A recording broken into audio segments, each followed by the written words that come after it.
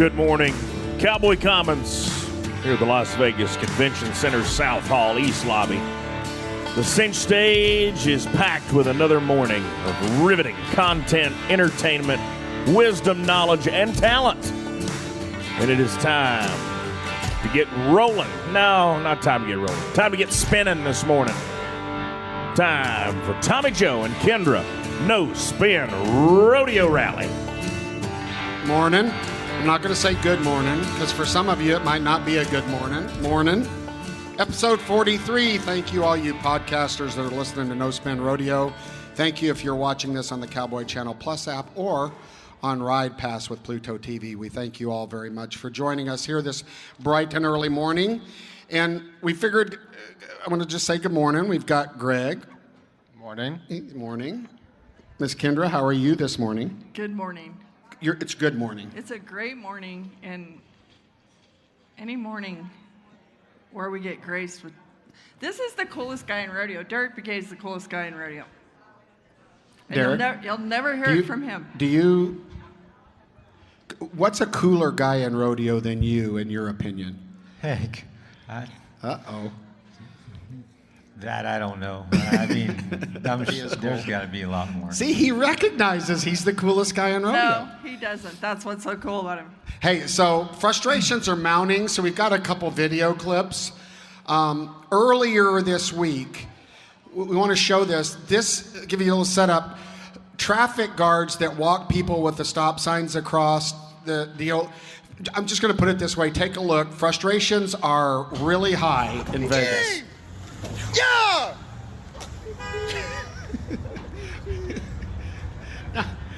Wait, do that one more time, Greg. Can you start it over real quick? So, in case this is a traffic guard beating a car that went too fast with his stop sign. Here we go. Oh, take that! Hoo-yah! Then he leaves his stop sign. Now, this is the best part of it. He's walked off. He's done. He quit. I don't want to be a traffic cross guard anymore. And then the driver says, oh, well, thank you for the stop sign. I'm going to take it with me. Frustrations are mounting in Vegas, and evidently with a few no-spin fans, so I would be remiss if I didn't post this comment, which I'll let you read to me. Kendra, can you read that? You want me to read it? Yeah, I haven't ever seen it before. Well, then. Okay, Lucia, get a nap or get it together. You are coming across as a pissy bitch. I love this podcast and enjoy hearing the inside scoop because I'm not out there this year. I've helped the guys in the back pens. They're all hands. I'm very disappointed that you are digging on that crew. Animals have bad days. A couple years ago, we couldn't get a horse to load that usually self-loads. I've sorted Corco horses. They're a little wild. I wouldn't blame a crew when you weren't even there. Okay, now this did come in a little earlier, and hopefully, well, for one, join my wife and my family and my crew that call me a pissy bitch every day. Thank you for that, for reaffirming what I am at the core. But we did address this, and we don't dig on anybody. What we do is we tell what we hear, and then we give the other side a chance to respond to that, which we did. And the PRCA responded. We talked about the crews. So we're not digging on anybody. So you gotta listen. If you wanna learn, you gotta listen to what we're saying, because usually we're really not digging. We're just saying, hey, here's what we've been told. Here's the facts on it. So we did. You've probably heard it, and you know, but that doesn't change the fact that I'm a pissy bitch. Let's talk about our guest. I'm gonna let you set this up. Okay, well, so Begay's here roping at his 11th NFR. He and his best friend, Coulter Todd, won the average here last year. This year was kind of unusual. Your first finals was 08. Yes. Who'd you rope with at your first one? I roped with Victor Eros. He's a brother to George Eros and Caesar's uncle, De La Cruz. That's cool. There are a lot of connections around. Well, Victor, okay, I want to take it back to what it was like to, I just want to jump in with him because, like, Victor and Myrtle's son, your sister Jamie is an NFR photographer here, Jamie Arviso. Her son, James Arviso, is going to be one of the next big things in the heading world, right? Yes. No, he still has a lot. He still got some ways to go, so I ain't saying anything yet. He's won a lot. Yeah, he's done good for as far as he's kind of been now. So I'm proud of him. But I'm the uncle that we're not just real, yay, good job, like proud of you. We were always kind of raised. My dad was just kind of raised, old school, just never get too happy. I mean, I'm sure, yeah, he's happy inside in his heart and his soul and everything. I do know that, but as far as, I don't know if he ever told me, good job, son. I mean, just that. I mean, I know it's there, but, and I'm the same way with kind of James. He kind of has to prove his part first. But that humility, that seems to just be part of you were born that way. It feels like. And you remind me a little bit of Champ, Clay Cooper, because you'll never hear it from him that he ever won anything. But I feel like you guys never think, there are people that walk around with the swagger, pun intended, with your great head horse swagger, but you don't. You don't have to tell yourself to be your mindset. I got to tell myself some stuff inside. I mean, I got to tell myself I'm good. I got to tell myself I can do it, and I got to tell myself I say that to myself inside personally, but I don't, like you said, I don't try to go tell no one, or I don't try to go walk it, or I don't try to show someone, but I do. I mean, you have to. Every day you got to tell yourself that you can do whatever you want to do. So. What do you consider the highlight of your career? Was it winning the NFR last year with your best friend? Ooh. Oh, shoot. When you rodeo for so long, things kind of, they go away. It seems like there's a certain point 5-6 years ago, I probably could have said something would have come up pretty easy, but after that, you just kind of go and you rodeo, and it's just part of kind of what you do, and the accomplishments or the things you win along the way, they're there, they come, and then they're gone so fast.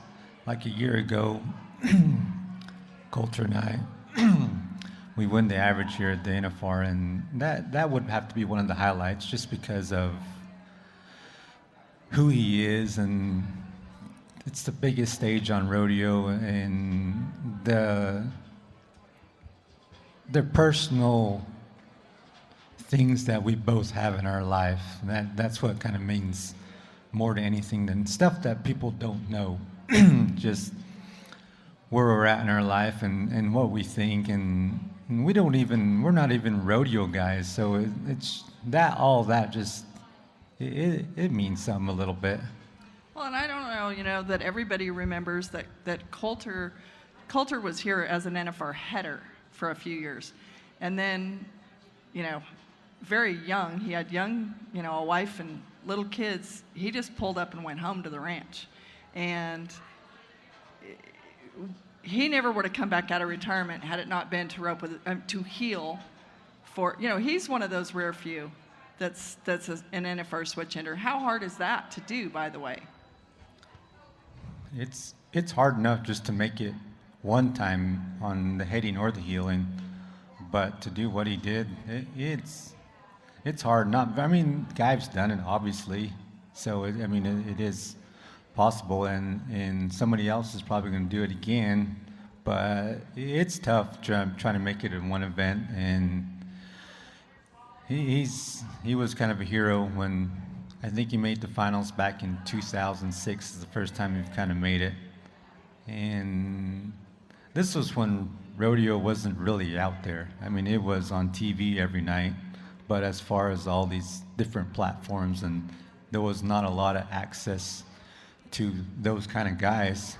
But he was a hero of mine watching. I used to watch him here at the NFR, and even though he was an Arizona guy, but the hype was still there, and I was still enjoyed watching him stay up late at night, trying to watch it the next day. So, but him to do what he did in the heading, to make it 3 years in a row and then just quit and be gone. away from it. Like stepped away, didn't go to any amateur rodeos, didn't go to no pro rodeos, like just away from it. And then come back and rodeo and make the national finals healing. That's And something. win it. Yes, and winning, and that's something. And he's one of those guys that's really respected out here. All those guys kind of look up to him, ask him for advice. He's straightforward. He's just a good guy. There's not anything you can say bad about him. But for him to do what he did, it's pretty special.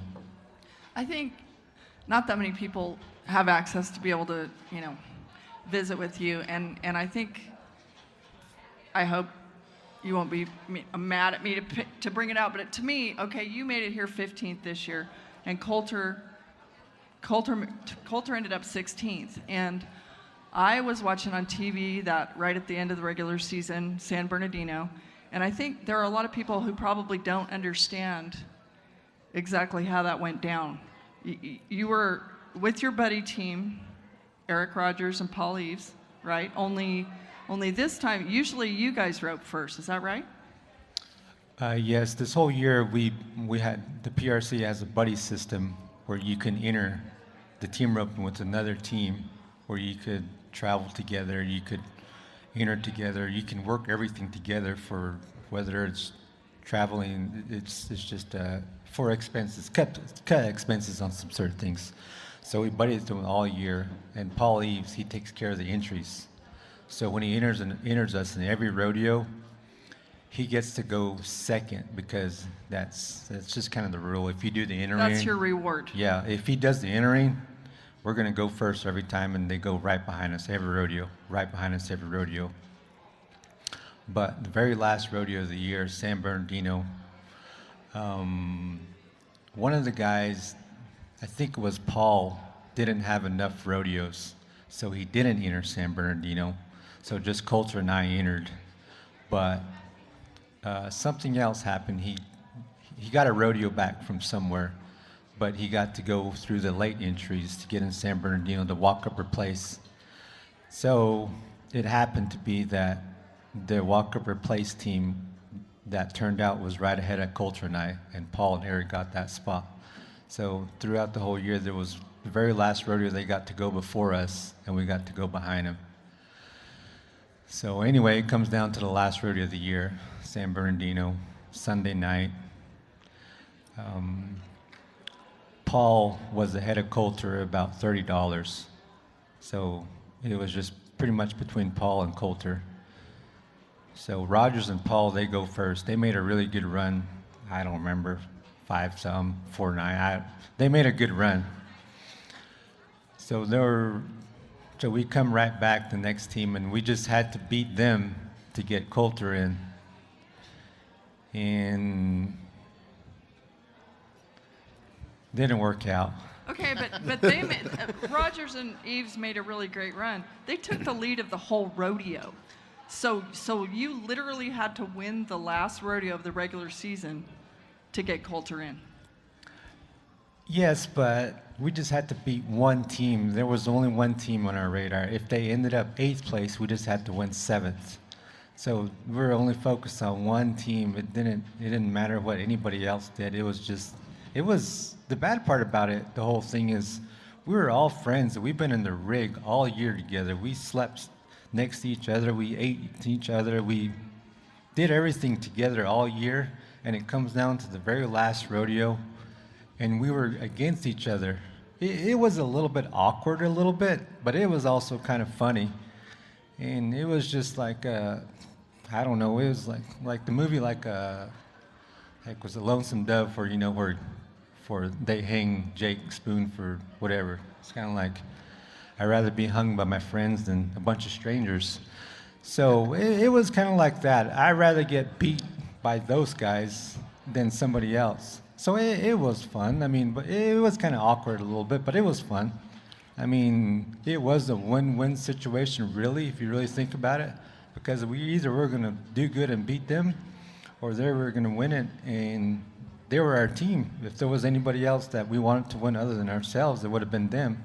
So it was fun.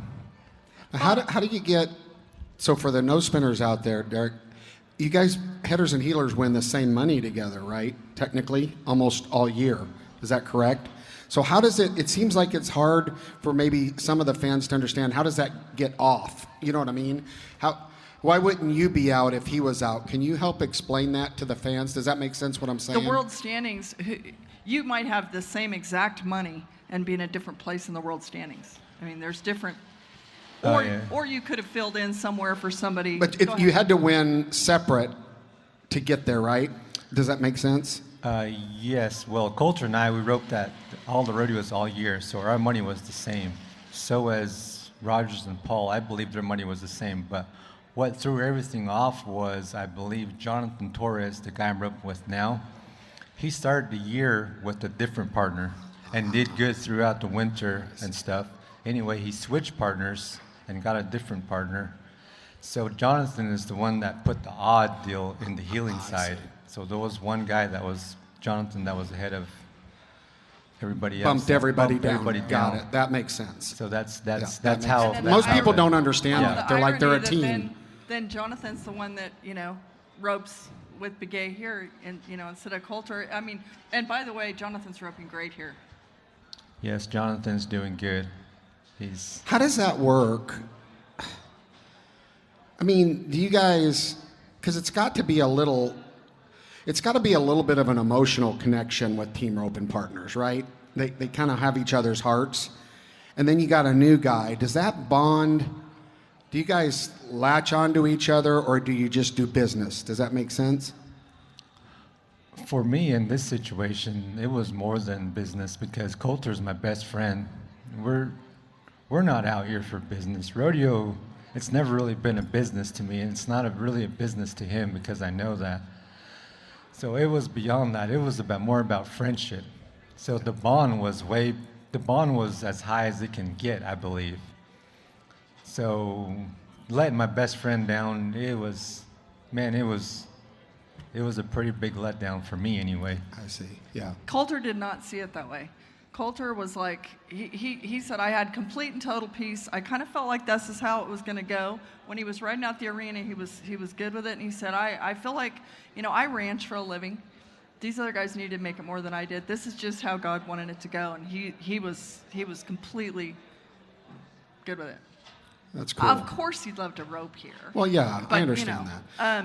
I'd like to speak a minute about modes of transportation, because I've seen you wheel into the NFR in an old rusty stock trailer, and I've seen you ride a bike at Reno. I've seen you ride a mini bike at Salinas, and this year you pull in with a mule, John Henry, who has kind of stolen the show. And my deal about this is, like, you're cool to bring a mule to ride in the Grand Entry, but you're the coolest to let somebody else steal the thunder, take the spot. That's John Henry. There's John Henry, and there's Zeke Thurston, and you got to tell it with your own words how this happened, that the bronc rider's on your mule. That mule, I wanted to bring him last year just for the Grand Entry.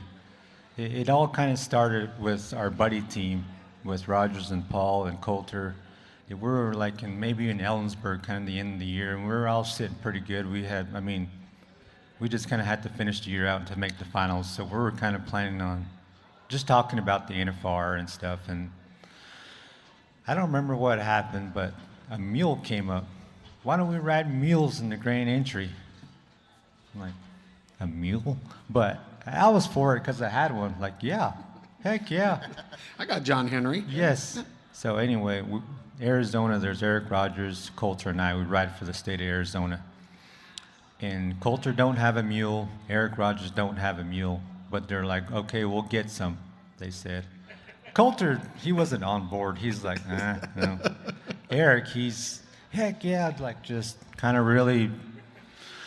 So, all right, okay, all right. So anyway, the NFR is starting to get closer, and they're still planning on riding mules. So I was ready. You got to have 2 different kind of vaccine shots. You got to have health papers and coggins for your animals to get on ground. And I got all my paperwork done. I didn't know you can get coggins on a mule. I got all that stuff done. Anyway, they backed out. So, and I was like, I'm still going to take my mule. I'm still going to take him. Got closer and I chickened out. The reason I chickened out is just, the main thing is, it's kind of embarrassed. I don't know. I mean, a mule is kind of I don't think it would be very good to bring a mule to Las Vegas, just to be around those type of people, those type of other horses, the environment. I was like, no, that's silly. That is not going to be good to bring a mule here and walk him across the parking lot, and it's kind of been embarrassing. Like if it was at a like a hunting event or like a ranch rodeo or where there was like working cowboys around, I wouldn't mind, because mules guys actually use them a lot for work or for hunting, or they're around them a lot packing. They're used to being around them, so it's not unusual to see a mule. But to bring them around here in front of like all the calf ropers or the barrel racers or those types of people, I probably think I get looked down at. So anyway, that's the reason why I didn't bring them the first time. I was just embarrassed. So this year come around again, and I said, I gotta take him. So I bring him. I got this kid helping me, Mexican kid, shorter, just anyway. So we get here, unload the mule. I said, here, you take this mule. I don't know you. You go that way. I'm gonna take my rope horses, and I'm gonna go this way. I mean, it's true. I was kind of like, was hoping no one was around. And so he gets the mule. I put my horses up. We put the mule up, and so that's where it all kind of started going. And then Wednesday, the day before the rodeo, I had grand entry practice, and I was still embarrassing my mule. I was like, man, I need to practice on him. I need to get him around, get him deal. Like, man, I'm too embarrassed to be on him. No. So the grand entry rehearsal was going on, and we're right next to Canada in the lineup. And the whole time I'm kind of thinking, man, I wish I was on my mule just to get him used to all this. So I told Zeke, I said, hey, I got a mule. Anyway, as soon as I said mule, he looks up and says, I'll ride him. And I was like so glad, like, okay. So that's where it started. And then the next day, the rodeo day, and that was really embarrassing then, because I knew I wasn't riding him. I still had that Mexican kid. He looks perfect on him. I mean, a mule Mexican kid, like, he looks, I mean, they look like they were together for their whole life. So the next day, the rodeo starts, rodeo day. And the Mexican's still on his own. I'm still over here. I said, saddle him up before I saddle my horses. So he saddles him. He goes, rides him off. And I catch up to him later. And grand entry's getting ready to start. And the rough stock riders, they're all in their locker room. They got their horses all waiting for them on top. And they all walk up to the moat, the lane, to get on the horses. And here comes Zeke. He still doesn't know. I got this mule. Because it was just a 10-second agreement. I got a mule, yeah, I'll ride him. And that was it. He was probably thinking I was kidding or so.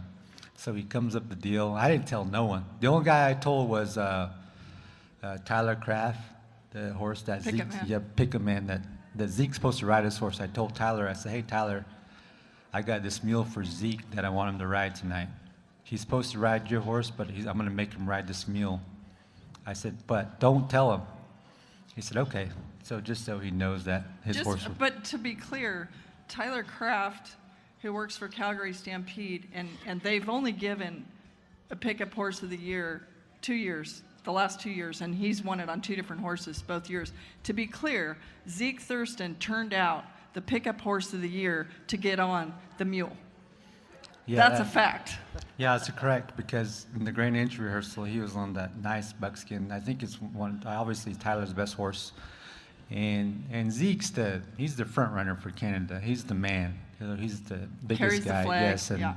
everybody, when he walks through, they move aside for him. So he comes up the lane and he sees this mule, and it was funny just to see the look on his face. He was surprised, happy, not sure, whatever, just everything in his face. I could see it. And I didn't say nothing. All I did was, here you go. And he just gets on. I mean, he crawled right up on that mule, and I didn't say anything. I stayed out of it. I was still ashamed of him, like, I don't know you almost. What is John Henry? Is John Henry not?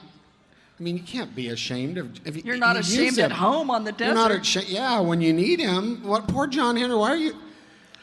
Yes, I'm not ashamed of him. It's around a certain type of people that I'm ashamed of.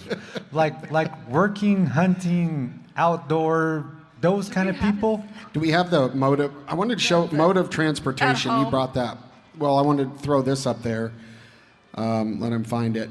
But you use him at home. He's still trying to find it. Yeah, it's in here. But can you rope on him? Yeah, you could rope on him, but he's How would he score? He'd score good because he probably just stand there. No, he's not very good to rope on. He's not very good to rope on, but I don't got him for roping. Modes of transportation. My favorite picture. Like, to me, That's Derrick Begay. that's Derrick Begay right there. Yeah. You still got that pickup? No. Oh, you sold it? You still loading horses in the back to take them to go somewhere? I got one that's a little bit more modern than that one. Okay, I have a question. Did you ever have one moment's pause? Remember the year that they were going to do a really cool, catchy opening, and they bucked Patrick Smith off in the opening?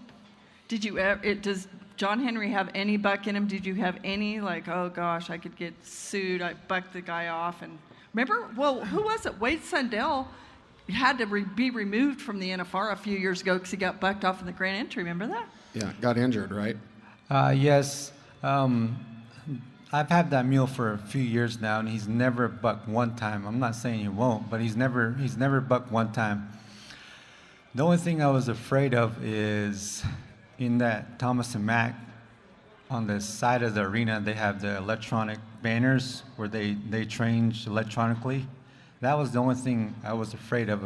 I was thinking, the only thing that crossed my mind that he might do bad is he might come out the lane, you got to make a little go around the flag girl, come along the fence, and the banner would change. And I was thinking, the only thing that I see could go wrong was it change, and he'd run off the other way. That would be the only thing, but that arena is so small, and those mules, or he can't run very fast anyway. So I was thinking, what's the worst that could happen? It's not like he can go anywhere. I mean, he might go through the crowd, but on him, the only thing that I could say go wrong with him is he would run off. That would be the only thing. But other than that, I wasn't worried about him at all. Okay. You on the, you kind of prefer, I don't know, humble, I don't even know if that's right, the lifestyle. You're staying somewhere where you can cook your own breakfast, right? Here. What do you make for breakfast every morning? My mom, she cooks breakfast every morning. Right before I got here, she fried some bacon, hash browns. She put the bacon and the hash browns together, scrambled some eggs, and she made some fresh tortillas, and I had a Coke. From scratch? Tortillas? Yes, from scratch. So that's she cooks breakfast every morning, all the mornings I've been here. So that's the key to Las Vegas is when you get a motel room, try to get something with a kitchen, bigger refrigerator and a cooktop where in the mornings you could have breakfast, sit around, drink coffee. And we're next door to the room we got at the Signature. Mom and Dad got the master bedroom, nice bedroom, big bathroom. My little girl and I, we have the middle part. It's just the couch with the kitchen. Since I've been here, I've been sleeping on the floor every night. You know, the pull-out couches. We pulled that out the first night, and it wasn't very comfortable. It was like that. It was terrible. So the second night, me and my little girl, we jerked it out and put it on the floor. So since the second night, we've been sleeping on the floor every night. And then my sister and her husband and my nephew JP are in the room next door, and they're all kind of connected. So it's kind of sort of a house, and we eat breakfast together, hang out together, get ready before the rodeo together. So it's Family. there's no other way to do it than that. When you were roping with Petska, was it a one-off deal? There were times when you pitched a tent and camped in a teepee, not a tent, a teepee. You pitched a teepee at rodeos. Have you done that anytime lately? No, the reason I've done that is Sherry Survey has a lot of animals, dogs, cats, chickens, whatever, and she always has them in the rig, and I'm not a fan of dogs in the pickup or in the trailer. I'm not a fan of any of that. But I can deal with it. I don't say I'm not going to go, or I don't cause any problems with that. I mean, I can do it, but I prefer not to. But she has all kinds of stuff. I mean, then horses. So things get tight in her rig sometimes. So I decided to bring my little teepee, and I stayed right outside the rig, and it's nice, a lot of room, no dog hair. So I feel like you, Eric Rogers, and Aaron Sinigini have given a lot of kids on the Navajo Nation and everywhere something to really look up to, and I feel, I mean, I don't know, people look up to you just because of who you are and how you conduct yourself. It's, I mean, the roping, yeah, you've picked up at the PBRs and any kind of cowboying is Derrick Begay, but do you feel, you guys have made it to the bright lights. Do you feel, are there things that you tell young people now who look up to you and wonder, can I do it? I mean, he could do it. Can I do it? I grew up here too. I mean, do you talk to a lot of kids like that? no, I really don't. I mean, yeah, if they ask, I tell them. You're a role model. There's no way around that. You kind of got to more like show it, because I always think back when I was wanting to be one of those guys, or I was wanting some sort of people to look at. I always just looked at people, what they wear, how they walked, how they conduct themselves, how they talked, or what kind of tack they used, or how they approached things. I always just watched. So I try to, I mean, they say, I've been working my whole life to build an image, or the image that I got. And it's hard. It's hard trying to be a role model.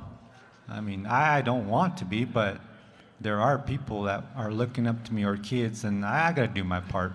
But as far as like saying stuff to them, I do. I mean, it's hard to say stuff to certain people unless they come up to you and ask you, or unless you kind of know them on a personal level, because it's kind of hard nowadays to see where these kids are coming from.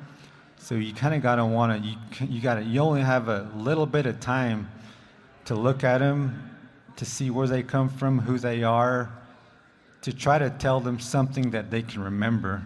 You can't just tell them stay in school, or you can't just tell them to be good. Like, there's something that you have to try to magically click with them just in the short amount of time you're with them.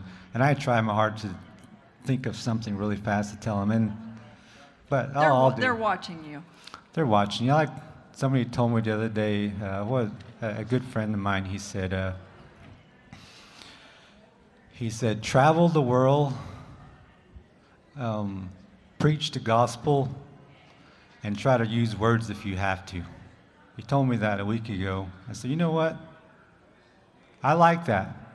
I like for somebody to go out there, do whatever they want to do, travel the world, see all kinds of stuff, meet all kinds of people, do everything you want to do, and then also preach the gospel and then use words if you have to. And that was pretty good. I thought that was pretty cool. Well, I think the thing about it is people respect you because what we all realize is you're the same guy, right? Whether you're out front, in back, in the grocery store line, and that's living it. And I agree with you. There's one thing to say what you are. It's another thing to be that person all the time. We all look up to Derrick Begay for sure.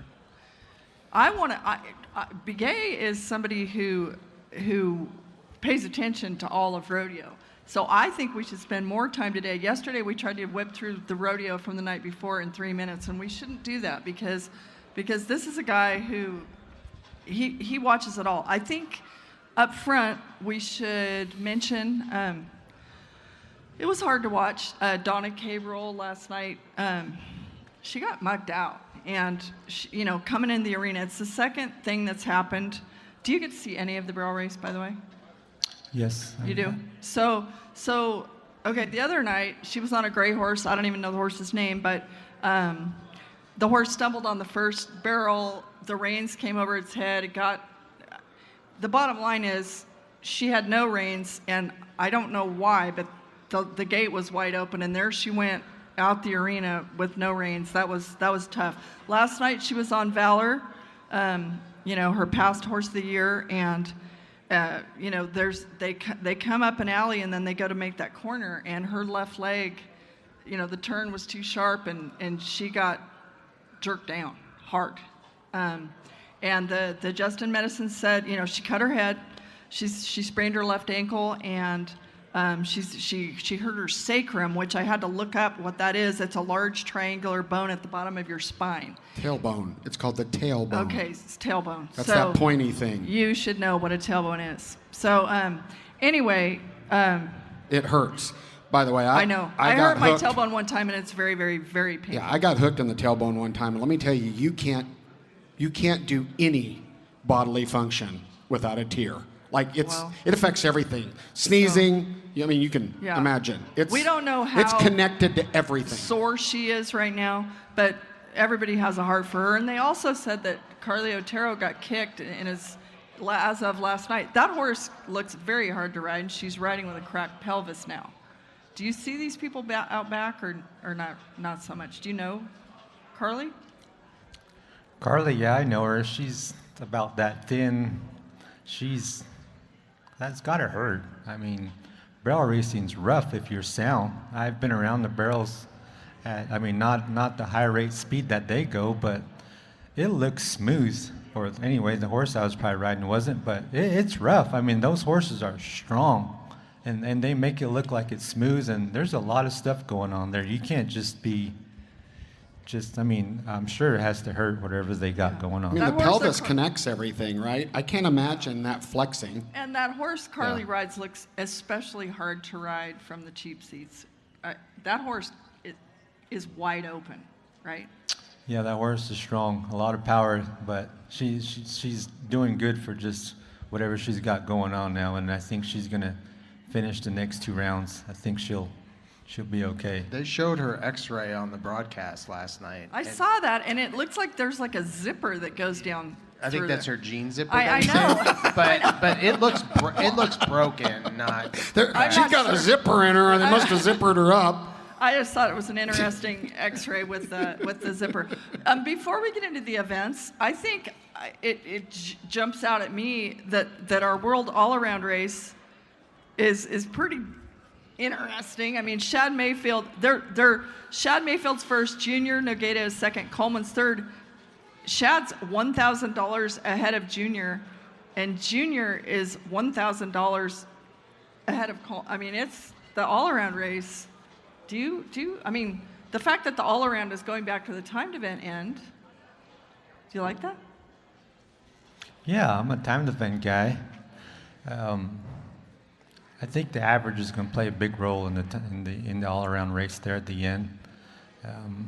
I'm always for the guy that comes in the lead. Shad, he's had a great year, and he's tripped some steers and did some heading, and I hope he wins it, but he should if he does his job. I feel like it's been interesting because a lot of people have felt like, okay, he came in the lead in the all-around and the tie-down, and a lot of people are like, well, where's Shad been? But like seeing Fred Whitfield a couple days ago, and they're, kind of a little team here, he's not concerned at all. He's like, we're playing the long game, and he feels like Shad's gotten by some. There was that one black calf that was off to the left really slow that went again last night, and he's done a really good job of not panicking, right? I mean, he hasn't made any major mistakes. I wouldn't say he made any major mistakes, but he just hasn't what they call it, just hasn't run through one. Nothing's just been smooth for some reason. Most of it's probably not his fault or what he's doing. It's just the way things are going. I mean, I've been watching every night, and I see Shad before the rodeo kind of, I know what he wants to do. And then when he goes out there and it doesn't happen, I see him after he ropes again, and man, he's trying so hard, and that's the thing a lot of guys don't see in the stands. What guys look like before they rope and how bad they want to do good, and then they go out there and it doesn't work, and then they go back in the back, and man, they're let down, they're having a hard time, and people are trying to cheer them up, and they're wanting to do good so bad. So I see all that, and Shad, I mean, if there's anything, he maybe is just trying too hard. That would be the only thing. The thing I feel like Shad has kind of spoiled us. He's such a gifted athlete, and there are plenty of times throughout the whole year that there might be a glitch or two, one little thing here or there, but he keeps moving forward, and he'll win around with a hiccup. Yeah, so we got 2 nights left, and Shad's still, and then the calf roping side, I'm not sure how that's going to work, but all around he should win it if he does his job. Shall we start rolling through the events so we don't? Sure. Well, there's a couple little things that I thought was interesting. Brittany Posey-Tanazi, people were kind of like, where's Brittany? It is interesting that she won $80,000 at the Oklahoma City Futurity on the 12th. So there's a big Futurity in Oklahoma City. So she's still out there. Also, isn't Andrea Busby winning the average on a horse that helped Brittany win the world last year? She bought that horse from her, right? Or did she buy her? Or no? I think Busby's owned the horse. Oh, they did? And Brittany was riding him. Do you know anything about that? That sounds right. I don't know it, but that sounds right. I think that's right, but I feel like Busby Quarter Horses is very, very famous, and they have multiple horses here that have come out of their program, and it's pretty cool to see the owner, get to enjoy that. And the other thing I thought I would just bring up, because I think it's interesting, they paid out $2 million at the team roping south of town. All these ropings and all-in barrel racing. Isn't it cool, though, including the NFR, how much money can be won right here? Like we've always like, well, a guy hits a golf ball for $1 million, but when at some point I want to try to gather all of the prize money, right, for this in this area in Clark County. It's incredible. And an old timer, well, he's probably not that old, came up to Oat and I yesterday and was saying, just a few short years ago, I brought my kid here to rope in Roy Cooper's junior roping, and there were like 12 kids in it or something, and it was literally the only junior event in town. Now they're everywhere, right? The Junior World Finals for starters, but there's opportunity for kids here. I don't know what the running tab is now with Speed Williams' daughter. I mean, she's an adult now, but a very young adult. What she's won in the breakaway out here, including the week, she won $115,000 the week before we got here. But her total, I can't wait to see what it is by the time we leave town. Well, that Dusty Lynn Hall, that 10-year-old, she's got almost $1 million in career earnings. 10 years old, barrel racer. So it is cool. Shout out to Jamie Brown Royce roping over here in the junior. We love Jamie Brown. Okay, so do you get to watch the bareback riding? Dean Thompson was 88 last night on Prefert's Dusty Roads. Is the name of the horse. Pete Carr owns the horse. Do you get to watch the bareback riding? They have a little TV screen inside the warm-up arena when you warm your horses up. We get done with the grand entry, then we kind of just walk around, lope our horses. There is a screen in there. So I do, yes, I watch it, but not enough to remember really what was what, but yes, I do watch it. I try to watch everything. The good news for me was that Rocker didn't look like he got knocked out Right. in that round. Like I was Because we watching. think he's maybe been knocked out twice this week. That sure looks think. like it, right? Yeah. And the fact that he went through that ride, he's still sitting on top with 365,000 points, about 30,000 ahead of Bradley Miller. So, every race this year, I mean, with the exception, I guess, of the barrel race, like it's not over, right? Is there any one that you could just say, well, we'll get through it. We'll go through. So Not anyway. that I'm aware. And now we're starting to get these special what-if sheets, like if it ended today. So that's kind of fun. In the steer wrestling, it was cool, kind of speaking of Andrea Busby riding one of their horses, it was fun for Ty Erickson to win around on his own horse that he owns, the Horse of the Year, Crush. Now, Crush has taken them to the buckle presentations. Guys Three won guys. around. Three guys, all three guys, Rowdy Parrott and J.D. Struxness and Ty now have all won around. They've won over 250,000 on that horse here this year.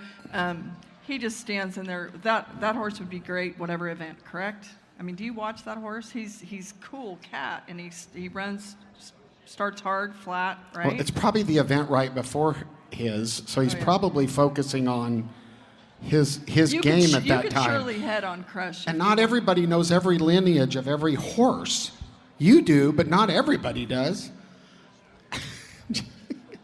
I got to give her a little hard time there. Do you know the horse? You can say no. Yes, I know the horse. Okay. I'll sneak up there and I'll watch the steer wrestling right behind the healing box and stuff. And we also have a screen back in the tunnel back there too. So we all watch and we try to keep track of who's doing good. But yeah, that horse does stand there and is ready every night.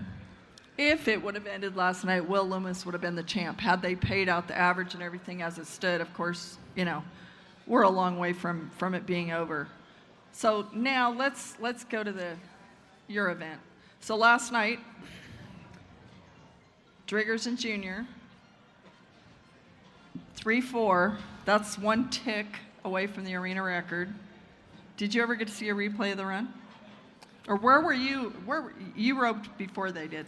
So do Yeah. you get to watch any of the rest of the teams? Yeah, we roped right before they did, and we watched them back up on the screen. But yeah, the team roping, I've lost track of it. Especially, I haven't been doing very good myself, so I just don't even look at it. But those guys every night, the top three guys, one wins a round, the other two miss. The next night, two guys win a round, one miss. It's been going back and forth, so I kind of lost track on who's supposed to win it. I do know that had it ended last night, T. Wade and Wesley Thorpe would be the champs if they paid the average off. But okay, so still, Clay Smith and Colby Payne are the only team that has caught 8 now. So if you're them, I mean, you don't want to get left in the blocks, I guess. But if you're them, what are you thinking right now? I was them last year. It seemed like maybe coming into ninth round, Coulter and I were the only team to catch 8. So last night we got done. We're having some snacks at the bottom of Clay Smith, and I said, "Man, you're in a good spot." He said, "Yeah." He said, "Try to break the barrier and try to catch every night." That's what I'm going to do. I said, "Yep, you're right." So that's his mentality, and he knows it. And I see them catching 2 more, but he's going to, you hear it all the time here. People say, if you miss the barrier, it's hard, it's hard. It's true. So Clay Smith, he's going to try to be on the barrier and try to get a time the next 2 nights. And to be clear, they had 15 seconds worth of penalties last night. He did break the barrier, and Colby did rope a leg, but it's irrelevant. Yeah, I mean, there's a chance he could have been on the barrier Right. too, but you don't want to get behind here in that arena. So I see him catching 2 more. They should get 2 more times, and they should win the average. I feel like Coleman is roping out of this world. Lights out. Oh. He looks like he's really he's always having fun though, but doesn't he look He looks like he's just kind of. I love how Heisman, that bay horse, shakes his head in there, and Coleman just laughs at him. It's kind of like when Sister's running down the alley with Haley, is shaking her head, and but him and that horse, they have a thing in this building, don't they? Yeah, Coleman, he's roping for a lot of things right now. I mean, obviously for himself, and he has a partner, but there is the all-around championship on the line, and he knows he has to win. So I think that's probably what helps him more than anything, is that he knows he has to win, and he knows he's good enough that he can do it. They also know that Stetson Wright's coming back next year. And so it might look just completely different, right? I mean... Yeah, you put Stetson in that mix, that changes it up a little bit. All right, we got 10 minutes left. Let's keep rolling. Okay, so Ryder Wright, 88 points on Kadoka Kool-Aid of Corco's. So, Kadoka, have you ever been to Kadoka, South Dakota? No. Okay, it's kind of near Wall, and Wall, South Dakota. Have you ever been to Wall, where there's like this? I don't even know how to explain it, but there's there a wall? This little town, Wall, South Dakota. It was like kind of near where Oat grew up in the middle of nowhere in scenic South Dakota in the Badlands, but he's taken me there, and they're this big claim to fame is that they have free ice water, and so for weary travelers, free ice water. Free ice water, but the Wall, humble. I think they have that everywhere. Oh no! Sometimes in Arizona and New Mexico, when you stop at a cafe, they will bring you a glass of water with no ice in it, right? But Wall. You've been there. Okay. Oat, who won his first gold buckle here when it moved here in '85, he won his first buckle of his life at the Wall Junior Rodeo, and he took me there to show me, and he won the all-around for placing in the steer riding and the barrel racing. And did you ever barrel race? Yeah, junior rodeo, I barrel race a lot. Really? Every time. Did you flag race, pole bend, any of that? If boys were allowed to, yes, I done it. That's awesome. I wasn't good at it, but I done it. What about the bronc riding, Begay? What do you think? Yeah, but you have a guy you like that you hang out with, like one of those that's... Yeah, every contestant has guys we like. I mean, I do. I mean, there's guys I naturally pull for first just because that's just the way your body is. And then after that, I'll start picking stuff. But, I mean, obviously this week, Zeke, I mean, what did he win? 5 world championships, and he's been the guy. He's won 4 world titles and 5 Canadian titles. So he's hot on Billy out Bear's Trail because Billy's got 5. And then he's riding my mule, so every night before the Grand Entry, we talk, see what horse he has, and so I have a kind of a connection with him, so I know him kind of behind all these papers and personally. So yeah, Zeke, he's kind of my guy. You know, I thought, I don't know if it would surprise people because I don't think we've talked about him one time, but if it had ended off and the average had been paid out after last night, Wyatt Casper would be the world champ. Yeah, he's up by 6 points in the average. There's just so many numbers to look at, right? It's just true that everything can change. But I have a quick question. It seems to me, what do you think, Derrick? Do you think being ranchy helps you on the timed event end or the rough stock event? Like, because my question was, what's the ranchiest bronc rider you think that's out there? I don't think it's probably Zeke. I don't know if I'd call him the ranchiest. I don't know. I've seen Zeke out in the middle of a pretty cold, wide open Canadian prairie. That's what I'm saying. Is there a ranchy? What do you think? Do you think it'd be better on the timed event end to be a little ranchy or on the rough stock end? Or do you think it's even? I think it's better to be it, no matter what, whatever you are, a banker or anything. I mean, that's true. Anything you can be to understand animals, whether it's a bucking horse or a roping steer or just, I think what helps the most out of all of that is just the hard work that goes all throughout all that stuff you do every day. It just makes the guy hard-headed. Well, I mentioned to him before the show that I love when he comes and ropes bulls at a PBR event that I'm doing, and it's because he savvies cattle, right? And there's a lot of good ropers out there that have a lot of good horses, not taking away anything from any of the the bull dragger outers or escorts, whatever they call them now. This guy he just savvies the bull, right? He just got cow sense. So I think you're right. Ranchie's important in all of it.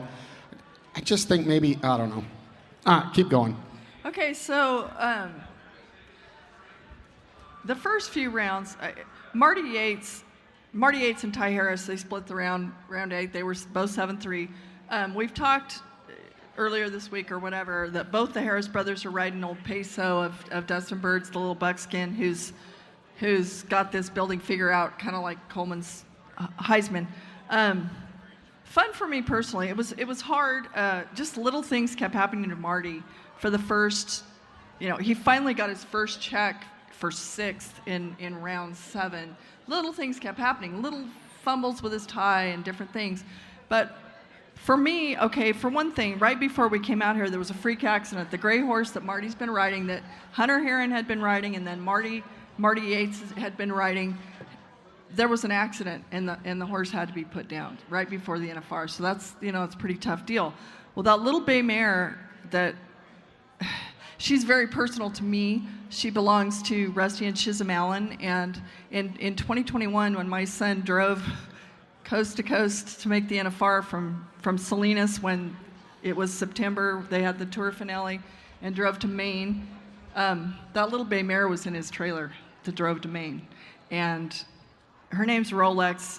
Taylor calls her Lil Mama, but she's stout, though. She's something special. And so for Marty to have such a heartbreak right before coming here, he hadn't gotten to run a lot with her, but they got the one last night, and Lil Mama got to show what I think he kind of said it all at the very end when he puts his hands up like this, kind of like, finally, right? By the way, his aunt JJ Hampton is as fun to watch. When you watch Stetson Wright make a ride with Statler and Ryder from the stands, JJ, who when Marty was just a little fart knocker, she was out there, telling him what's up. It's fun to watch her up in the stands. Okay. Riley's still in a commanding lead on 8-hand in Ryder the he's got it feels just. It starts to feel almost meant to be sometimes, different weeks when we're out here. So Shelly Morgan got on that famous mare Kiss. She was first out, and she split the round with Cassie, Mowry, and Jarvis last night. So that was 5 straight go-round wins for Cassie. I wonder what the record is. Well, five consecutive. Jimmy Monroe. Yeah. Right?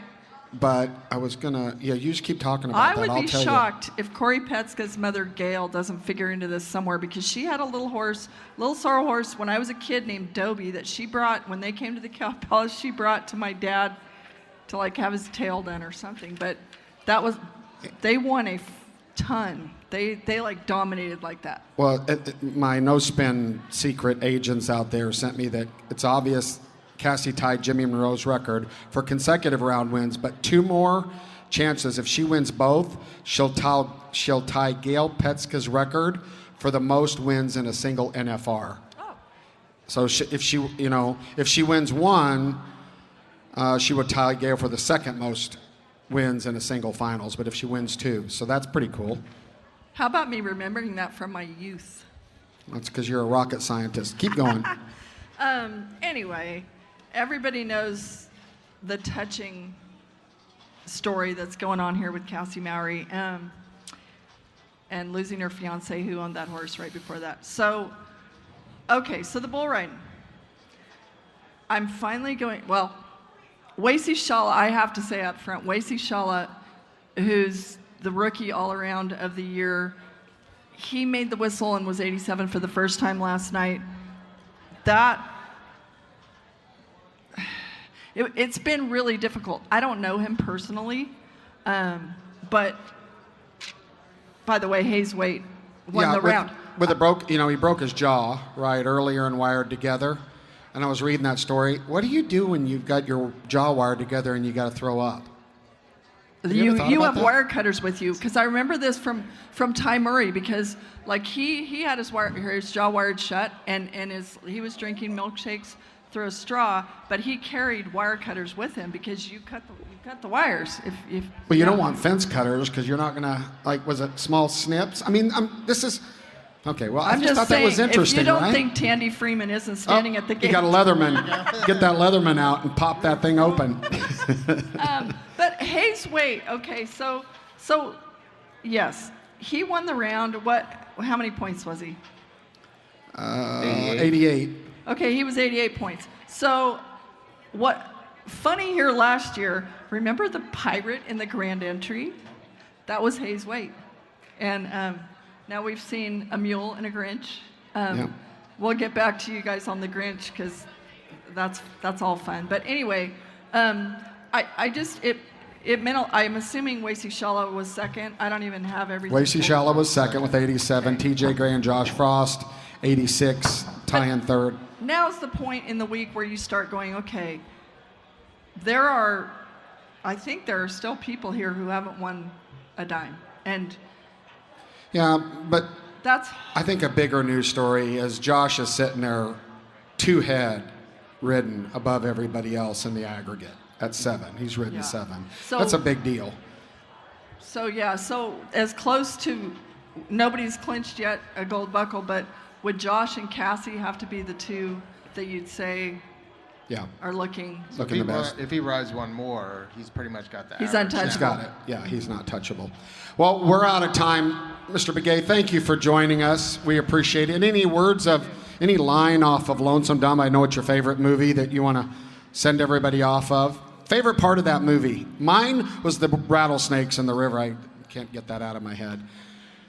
You? No, I don't got no. We got 2 more days here in Las Vegas, and it's been fun. I was telling someone the other day, I said, you know what, this is the first time in the 11 times I've been here. I actually been enjoying it. The rodeo's actually been kind of getting in the way. Seems like just when it's fun, we got to get ready for the rodeo again. So it's been fun, but we get to go home in 2 days, and I can't wait. My wife's at home, and we're expecting a baby next week, and she didn't get to come this year. So as soon as that get done team roping Saturday night, I'm loading my horse and headed home. And John Henry, don't leave him here. Yeah, don't let leave him John go to Henry Canada. just because you're embarrassed about him. A little bit proud of him now. Thank you for joining us. It's been No Spin Rodeo. We'll see you tomorrow. Last one. Come back and see us.